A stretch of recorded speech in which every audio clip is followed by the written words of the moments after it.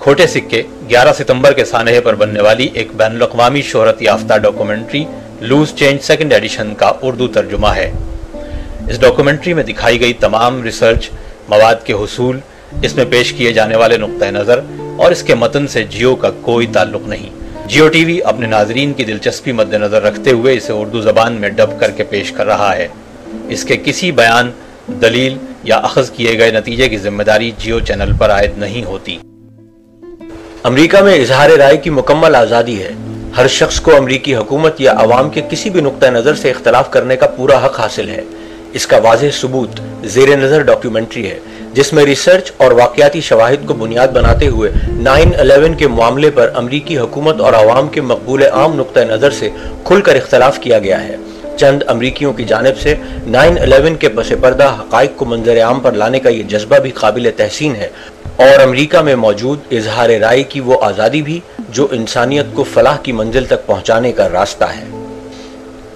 खोटे सिक्के में पहली बार मंजर आम पर लाए जाने वाले हक़ाइक़ निहायत ड्रामाई और सनसनी खेज हैं। कम हौसला अफराद, खुसूसन दिल के मरीजों से गुजारिश है कि अपनी जिम्मेदारी पर डॉक्यूमेंट्री देखें और बच्चों के लिए हिदायत है कि वो अपने वालिदैन या किसी बड़े के साथ बैठकर उनकी रहनुमाई में इसे मुलाहिजा करें।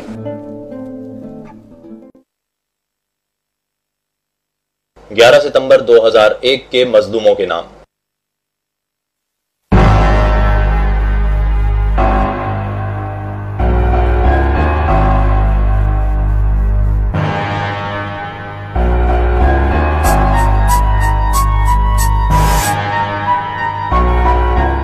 मेरे ख्याल में कोई भी इस बात का अंदाजा तक नहीं लगा सकता था कि वो लोग एक जहाज को ले जाकर वर्ल्ड ट्रेड सेंटर से टकरा देंगे।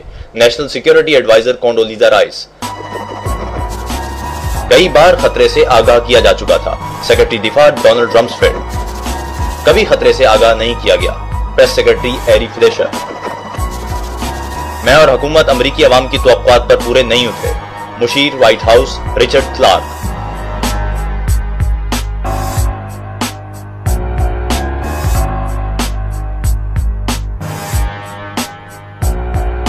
मंसूबे के मुताबिक क्यूबा में फौजी मुदाखलत का जवाब पैदा करने के लिए ग्वांतानामो बे और उसके अतराफ में दहशतगर्दी के हमलों का ड्रामा रचाना था।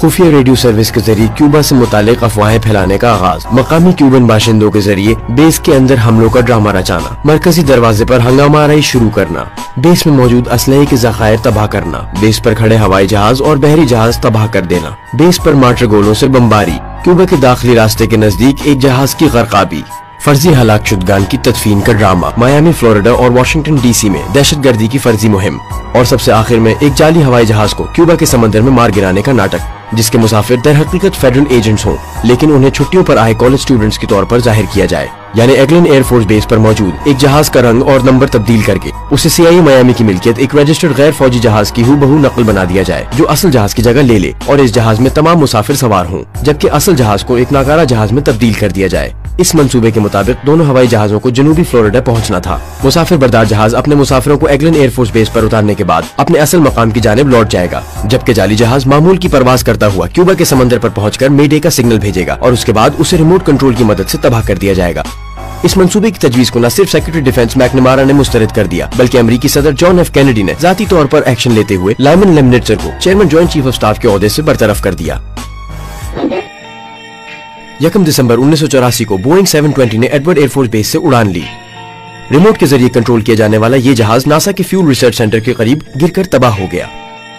तबाह होने से कबल जहाज की परवाजों का कुल दौरानिया 16 घंटे और 22 मिनट था, जिसमें 10 टेक ऑफ, 69 मकामात तक रसाई और 13 लैंडिंग्स शामिल थीं। अगस्त 1997 को फीमा की जानिब से शाया करदा दहशतगर्दी की सूरत हाल में हंगामी कार्रवाई के टाइटल पेज पर वर्ल्ड ट्रेड सेंटर को दहशतगर्दी के हदफ के तौर पर दिखाया गया है। 28 फरवरी 1998 को रेथियोन के एक बगैर पायलट जहाज ग्लोबल हॉक ने 32,000 फीट पर, जो कि कमर्शियल जेट के लिए मामूल की बुलंदी है, परवाज करते हुए कैलिफोर्निया के एडवर्ड्स एयर बेस की पहली फ्लाइट मुकम्मल कर ली। 1999 में नोरैड ने उन मशकों का आगाज किया जिनमें अगवाशुदा तैयारों को वर्ल्ड ट्रेड सेंटर और पेंटागन के दफातर से टकराना शामिल था।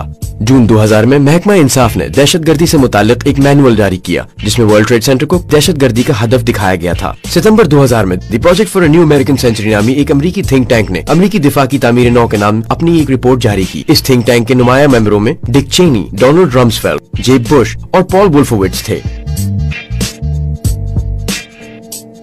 रिपोर्ट में वाज़ेह तौर पर कहा गया था कि इनकलाबी तब्दीलियां लाने वाला तामीर नौ का ये अमल यकीनन तवीलुल मुद्दत होगा, लेकिन एक नया पर्ल हार्बर उसकी रफ्तार तेज कर सकता है।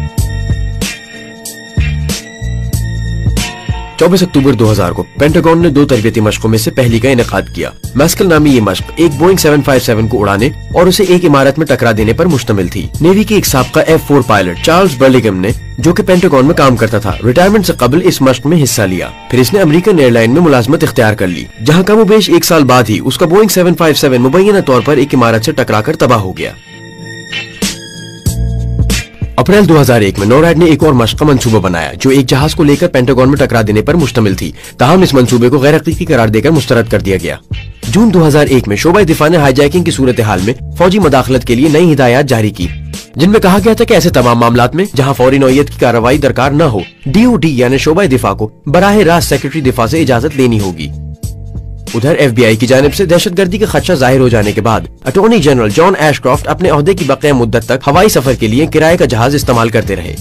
4 जुलाई 2001 के रोज दुबई के एक अमेरिकन अस्पताल में ओसामा बिन लादेन का मेडिकल चेकअप किया गया, जहां अमेरिकी CIA के मकामी सरबराह ने उनसे मुलाकात भी की। याद रहे कि ओसामा बिन लादेन 1998 से अमेरिकी हुकूमत को शिद्दत से मतलूब है।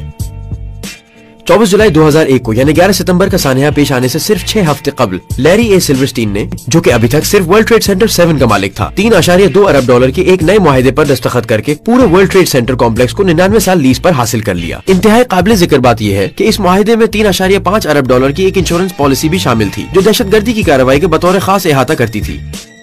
6 सितंबर 2001 को स्टॉक एक्सचेंज में यूनाइटेड एयरलाइंस के शेयर्स पर लगने वाली बोलियां 3150 पर पहुंच रही थीं। उस रोज लगाया जाने वाला सट्टा रोजाना की औसत से कोई 4 गुना ज्यादा था। उसी रोज बम की मौजूदगी सूंघने वाले कुत्तों को वर्ल्ड ट्रेड सेंटर से बाहर ले जाते हुए देखा गया और सिक्योरिटी गार्ड्स की लगातार हफ्तों से चलने वाली 12-12 घंटे की शिफ्टें खत्म हो गयी। 7 सितंबर 2001 को स्टॉक एक्सचेंज में बोइंग के शेयर्स पर सट्टे की बोलियां 27,294 तक पहुंच गयी, जो अपनी रोजाना की औसत से 5 गुना ज्यादा थी।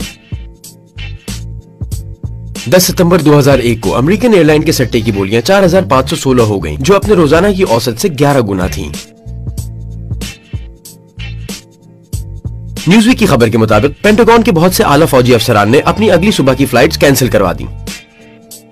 सैन फ्रांसिस्को के मेयर विली ब्राउन को एक फोन कॉल मौसूल हुई जिसमें उनको खबरदार किया गया कि वो अगली सुबह हवाई सफर करने से बाज रहें। पैसिफिका रेडियो ने इंकशाफ किया कि मेयर को ये फोन कॉल बराह रास्त नेशनल सिक्योरिटी एडवाइजर कोंडोलीजा राइस की जानिब से की गई थी और एन उसी रोज पाकिस्तान के एक फौजी अस्पताल में ड्यूटी पर मौजूद तमाम यूरोलॉजिस्ट को हटाकर उनकी जगह एक खुसूसी टीम को तैनात कर दिया गया ताकि ये टीम एक खास उल खास मेहमान ओसामा बिन लादेन का भरपूर निगरानी में इलाज, मुआलजा और निगहदाश्त कर सके। 11 सितंबर 2001 शैंटली VA में वाक़े नेशनल रिकॉनेसेंस ऑफिस में एक खुसूसी मश्क की तैयारियां जारी थी। ये मश्क एक छोटे कॉर्पोरेट जहाज को इमारत पर गिराकर तबाह करने से मुताल्लिक थी।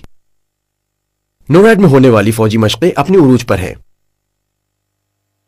नॉर्थ अमेरिकन एयर डिफेंस के मुल्क भर में फैले हुए मराकज पर एक फर्जी हंगामी सूरत हाल नाफिज कर दी गई। दूसरी मश्क नॉर्दर्न विजिलेंस थी, जिसमें लड़ाका तैयारों को एक फर्जी रूसी बेड़े से नबरदाजमा होने के लिए कनाडा और अलास्का की जानिब रवाना कर दिया गया। वॉशिंगटन DC नेशनल गार्ड के 3 F-16 तैयारों ने पेंटागन से 15 मील के फासले पर वाक़े एंड्रू एयरबेस से परवाज की। ये तैयारे एक तरबियती मिशन के लिए वहां से 180 नॉटिकल माइल्स दूर शुमाली कैरोलिना के लिए रवाना हुए थे। इस तरह पूरे अमेरिका के फिजाई तहफ्फुज के लिए अब सिर्फ 14 लड़ाका तैयारे बाकी बचे थे। यहाँ एक मसला पैदा हो गया है। एक तैयारा अगवा हो गया है जो न्यूयॉर्क की जानिब जा रहा है। इस मसले से निपटने के लिए हमें आप लोगों की अशद जरूरत है। हम चाहते हैं कि फौरी तौर पे हमारी मदद के लिए F-16 तैयारी भेजी जाए। क्या कोई मशक हो रही है? नहीं, ये कोई मशक नहीं है। मेरे जहन में पहला सवाल ये आता है कि सितंबर के हमलों को अमेरिकी टीवी और प्रेस ने जिस अंदाज से पेश किया, आम लोगों का इस बारे में क्या ख्याल है? देखें क्या जवाब मिलता है। एक सवालिया निशान के अलावा कोई जवाब नहीं। अब ये देखें, इस वक्त आप यकीनन एक बेहद परेशान कुन मंजर देख रहे हैं। ये वर्ल्ड ट्रेड सेंटर है और गैर मुसद्दिका इत्तलात के मुताबिक आज सुबह एक जहाज वर्ल्ड ट्रेड सेंटर के एक टावर से टकरा चुका है। मजमूई तौर पर पूरे अमरीकी मीडिया को डरा धमकाकर हुबुल वतनी के इस मुजाहरे पर मजबूर किया गया। आप जानते हैं अमेरिका में आम रिवायत बन चुकी है कि अगर आप सदर मुमलिकत के खिलाफ बात करें तो आपको वतन दुश्मन बल्कि दहशतगर्द तक समझा जा सकता है। यानी मिस्टर थॉमसन, इख्तिलाफ करने वालों के लिए यहाँ कोई जगह नहीं है। जगह सबके लिए है, मगर मसला ये